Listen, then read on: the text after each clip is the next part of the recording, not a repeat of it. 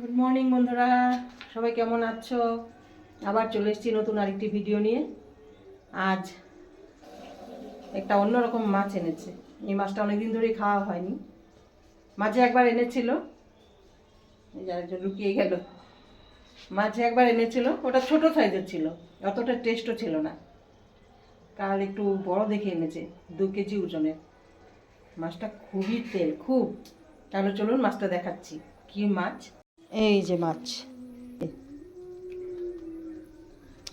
রূপচাঁদা। রূপচাঁদা। আমার মেয়ে ভালো মাছ চিনতে পারে এখন। তাহলে আমি সব মাছ তো রান্না করব না আজকে, কিছু মাছ আমি রেখে দিই, একটু অন্যরকম করে রান্না করব। তেল বলছিলাম না বন্ধু, দেখুন তেল, খুব তেল এই মাছে। এই যে তেল দেখুন, এই যে মাছের তেল দেখেছেন? এই মাছটায় কতটা তেল হয়েছিল। আর এই তেলগুলো আমি বড়া করব, সামান্য একটু চালের গুঁড়ো দিয়ে বড়া করব। মাছ ধুয়ে নিয়েছি, সব মাছ রান্না করব না, 6 পিস মতো নিয়েছি, গাদা আর পেটি মিলিয়ে। আর এদিকে মাছের তেলগুলো ধুয়ে নিয়েছি, এগুলো একটু চালের গুঁড়ো দিয়ে বড়া করব। বন্ধুরা, মাছটা ধুয়ে রেডি করে নিয়েছি। এবার মাছের জন্য কী কী লাগবে সব কেটে নিই। আর আজ মাছটা বলেছিলাম একটু অন্যরকম করে রান্না করব। এই দেখুন বন্ধুরা, আপনারা হয়তো চিনতে পেরেছেন, কাঠ আলু। আজ কাঠ আলু দিয়ে মাছ রান্না করব। আমি এই কাঠ আলু দিয়ে মাছ এই প্রথম রান্না করছি, আগে কখনো খাওয়া হয়নি। তাহলে দেখি রান্না করে খেয়ে তারপর বলতে পারবো কেমন হয়েছে। তাহলে এগুলো কেটে একদম রেডি করে তারপর আবার আসছি। বন্ধুরা, মাছ ধুয়ে একদম রেডি করে নিয়েছি। আমি প্রথমে মাছগুলো ভেজে নেব। তেল গরম হয়ে গেছে।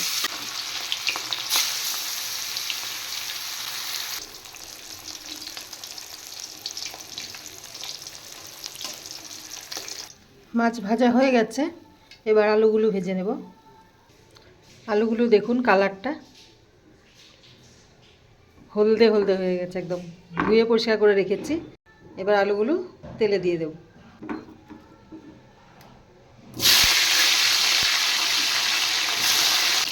এবার পরিমাণ মতো হলুদ নুন দিয়ে আলুগুলো ভালো করে ভেজে নেব। আলু ভেজে তুলে নিয়েছি, এবার দিয়ে দেবো তেলে শুকনো লঙ্কা 2টো আর তেজপাতা, আর তার সাথে দেব গোটা সাদা জিরে।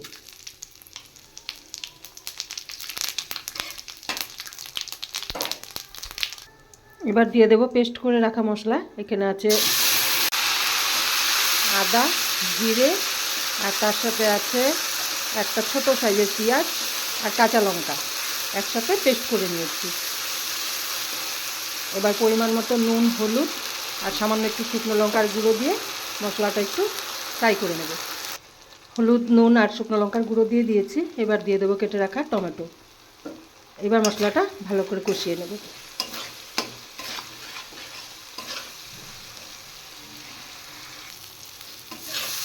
মশলা ভাজা হয়ে গেছে, তেল ছেড়ে দিয়েছে। এবার আমি ভেজে রাখা কাঠ আলু আর মাছ একসাথে দিয়ে দিচ্ছি।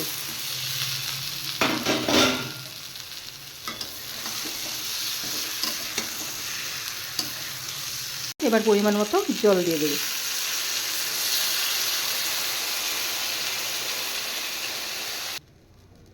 এবার ভালো করে ফুটিয়ে নেব। মাছের ঝোল একদম রেডি। এবার আমি মাছের ঝোলটা নামিয়ে দেব।